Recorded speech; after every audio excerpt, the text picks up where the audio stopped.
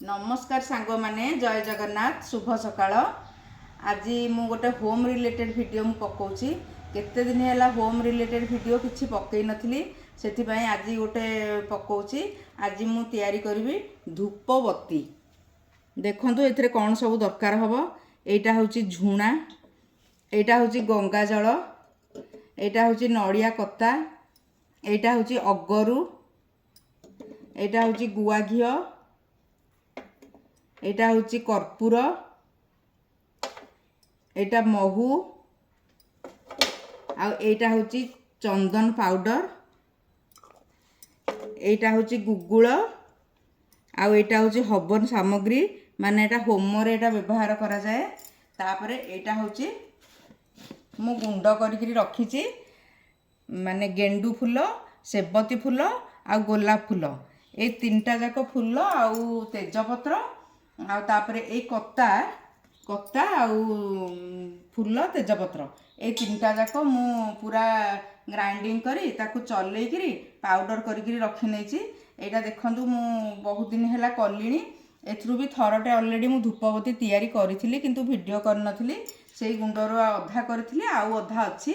Eighty देखंतु सेई गुंड से पाउडर देखंतु आकु मु ग्राइंडर करिके चलेइकरी रखी नेची। आगु अधा बत्ती करिथिली आउ अधा अछि। ताकू आज मु आपण मानकु करिके देखैबी। आउ आपण माने एतिरे जते बेले नड़िया कथाटा पकेइबे माने गेंडू फूल, सेबती फूल आउ गोलाप फूल ए तीनटा आउ तेजपत्र एतिक पूरा आपण भल्लो करी सुखै देबे। सुखै करी ताकू ग्राइंडिंग कर नेबे। आ ता धरे पकेइबे नड़िया कथा। नड़िया कथा को आपण माने इमती पूरा गोटा पकेइबेनी, ताकू इमती टिके टिके एई भलिया कर नेबे। एई भलिया करनेला परे देखंतु एथिरे केते गुंड पडुची। ए जो गुंड पड़िबो ए गुंडटा को ही ग्राइंडिंग करिवे, कारण ए नड़िया कतार एटा ग्राइंडिंग प्राय भल से हुएनी। मु प्रॉब्लम फेस करिची, तेणु मु एई भलिया गोटा गोटा नड़िया कता न नेकरी मु एई भलिया ताकू टिके टिके चिरी दे। आ जो गुंड पड़ी जाए से गुंडरे ही मु गुंड ही एथिरे पकेइकरी मु ग्राइंडिंग करे। तेणु आपण माने एमती गोटा न पकेइकरी एई भलिया करिकरी सेटाको देबे। आ ता छडा दरकार हो एठी देखंतु गाईर खत, एतिकी जिनस ही एथिरे दरकार हबो। तो वर्तमान आमे धूपबत्ती तैयारी करिबा। प्रथमे देखंतु नै जिबा आमे ए गुंड गुड़िक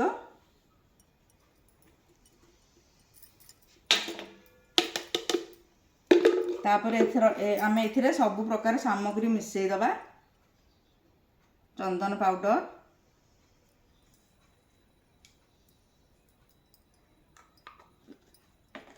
तापरे महू,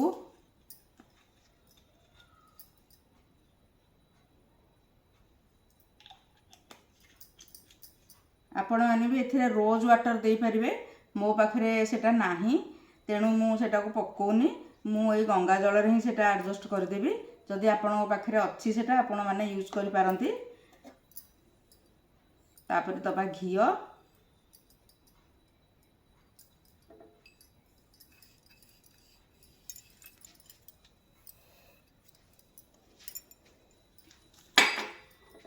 तापरे अगरू, एटा बहुत वासना आसे तेणु एटा को ही दबा।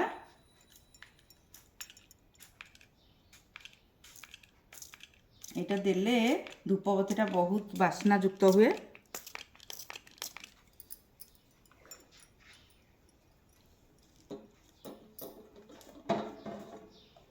तापरे झुणा, हवन सामग्री आउ गुगुल सबू तक एकाथरे मिसई दबा। तापरे ताकू भल्ल करी मिसई नबा। एभली भाबरे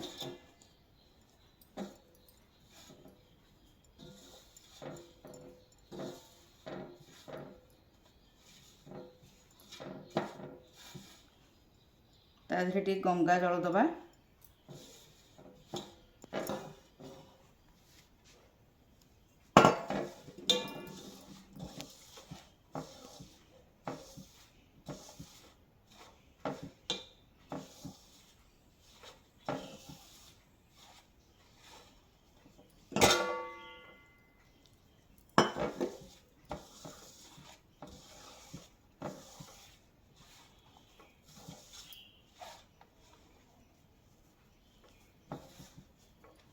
ପୁରା ଭଲ କରି ତାକୁ ମିଶେଇବା।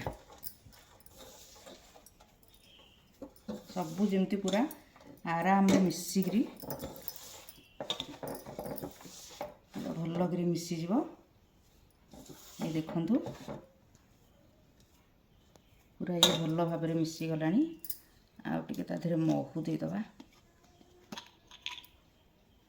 ଆପଣମାନେ ଏ ଯେଉଁ ଖତ ବଦଳରେ ଯଦି ଖତଟା ମୁଁ ଦେଉଛି କେବଳ ମାନେ ଧୂପବତୀଟାକୁ ମାନେ ବାଇଣ୍ଡିଙ୍ଗ କରିକି ରଖିବା ପାଇଁ।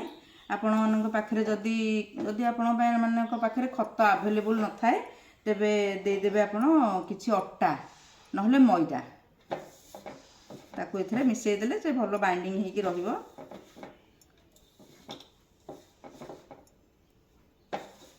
ତାପରେ ମୁଁ ଏଥିରେ ଦେବି କିଛି ଖତ।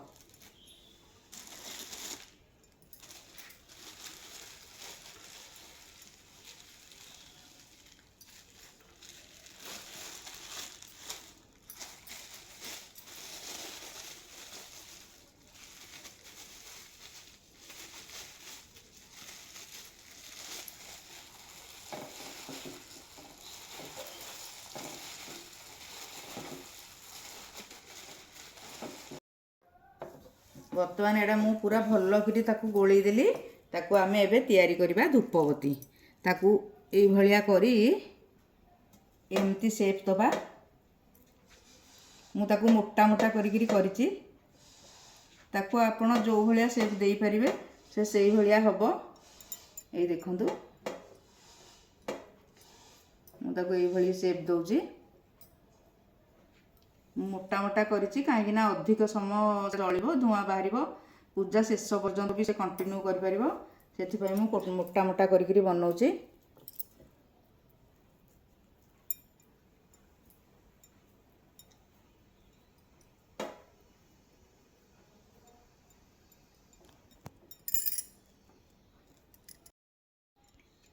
ବର୍ତ୍ତମାନ ମୁଁ ସବୁ ଧୂପ ଗୁଡ଼ିକ ବନେଇଦେଲି। ଏ ଦେଖନ୍ତୁ ମୋର କେତେ ଗୁଡ଼ିଏ ପୁରା ଥାଳି ଭର୍ତ୍ତି ହେଇଗଲା ଧୂପ। ଆଉ ୟାକୁ ଏବେ ନେଇକିରି ମୁଁ ଖରାରେ ଶୁଖେଇଦେବି 3-4 ଦିନ ପୁରା ଭଲରେ। ଏବେ ତ ଭଲ ପାଗ ଦେଇଛି, ଖରା ବି ହେଉଛି। ତାକୁ ମୁଁ ଖରାରେ ଶୁଖେଇଦେବି। ଖରାରେ ଶୁଖେଇଲା ପରେ ତାପରେ ମୁଁ ଠାକୁରଙ୍କ ଘରେ ୟାକୁ ବ୍ୟବହାର କରିବି। ତ ଆପଣମାନଙ୍କୁ ଭିଡ଼ିଓଟି ଭଲ ଲାଗିଥିଲେ ଲାଇକ୍, ସେୟାର ଆଉ ସବସ୍କ୍ରାଇବ୍ କରିଦେବେ। ରହୁଛି, ନମସ୍କାର, ଜୟ ଜଗନ୍ନାଥ।